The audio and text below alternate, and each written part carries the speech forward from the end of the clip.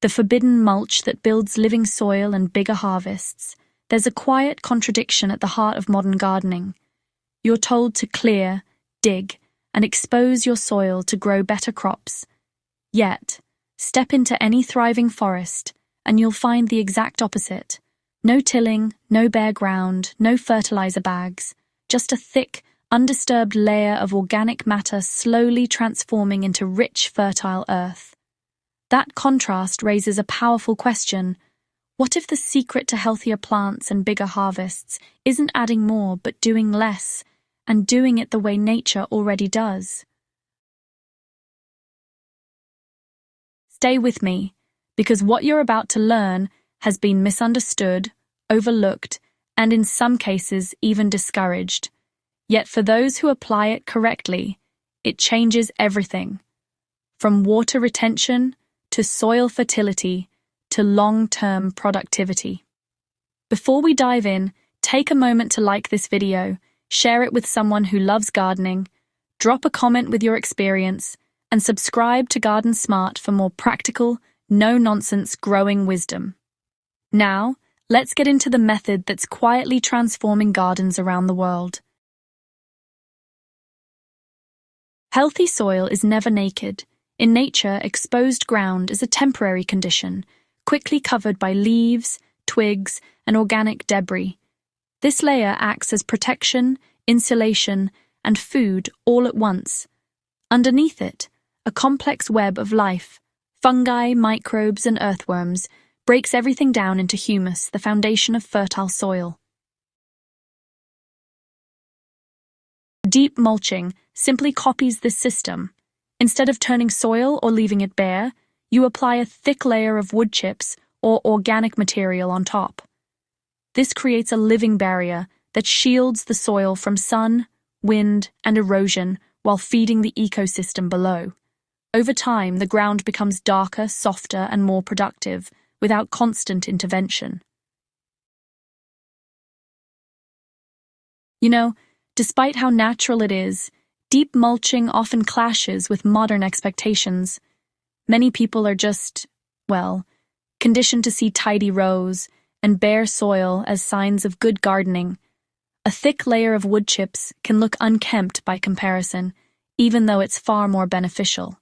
In some areas, local regulations or community standards actually discourage or even restrict organic mulching, especially in those visible spaces. And fire safety concerns in dry regions definitely play a role, since organic materials have to be used carefully near structures. But honestly, these challenges don't mean the method is flawed. They simply highlight how far modern practices have drifted from natural systems. So long-term research has shown that mulched soil behaves very differently from exposed soil. Over time, organic matter increases instead of declining. Soil structure improves, allowing better airflow and water retention, and microbial life becomes way more active, creating a self-sustaining fertility cycle. Wood chips are particularly effective because they break down slowly, providing a steady supply of nutrients. When they're sourced from mixed tree material, leaves, bark, and small branches, they offer a balanced input that feeds a wide range of soil organisms. This diversity is actually key to building resilient, productive soil. One of the most common concerns is that wood chips steal nitrogen from plants. This misunderstanding comes from mixing fresh wood into the soil, where microbes compete directly with plant roots for nutrients. But when wood chips are left on the surface, the situation changes completely. Any temporary nitrogen draw happens only at the interface between the mulch and the soil, not where most roots are feeding. And over time, as the material decomposes, it actually contributes to long-term fertility rather than reducing it. One of the biggest advantages of deep mulch is how it transforms water management. Bare soil loses moisture quickly through evaporation, especially under strong sun. A thick mulch layer acts like a shield, keeping moisture in the ground for much longer. The chips also absorb rainfall, releasing it slowly as the soil dries. This creates a more stable moisture environment, reducing the need for frequent watering. At the same time, mulch regulates temperature, keeping soil cooler in hot weather and warmer during cold periods. This stability protects roots and supports consistent growth.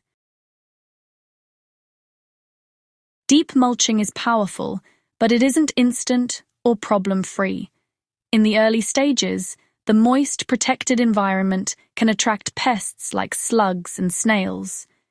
This is usually temporary, as natural predators increase and balance the system over time. Another challenge is seed germination. Small seeds need direct contact with soil, so mulch must be pulled aside during planting.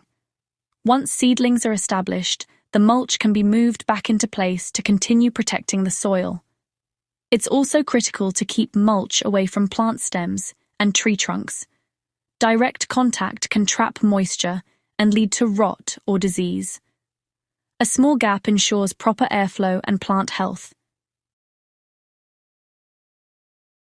Getting started doesn't require complicated tools or expensive inputs. Begin by sourcing quality wood chips, preferably from tree trimmings that include a mix of leaves and small branches. This combination provides the best balance for soil building. Prepare your area by cutting down existing vegetation and, if needed, laying cardboard to suppress weeds.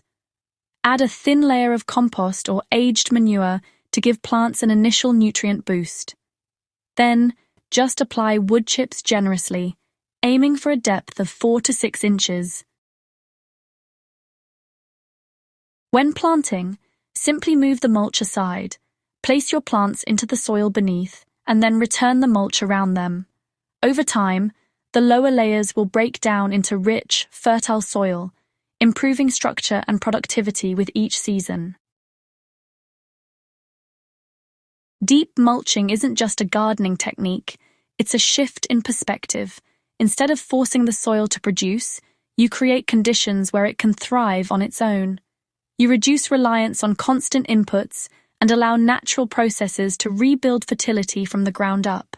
The results don't happen overnight, but they are lasting. Healthier soil leads to stronger plants, better yields, and a garden that becomes easier to manage over time.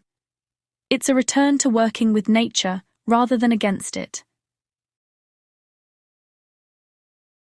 If this approach resonates with you, start small, stay consistent, and observe the changes.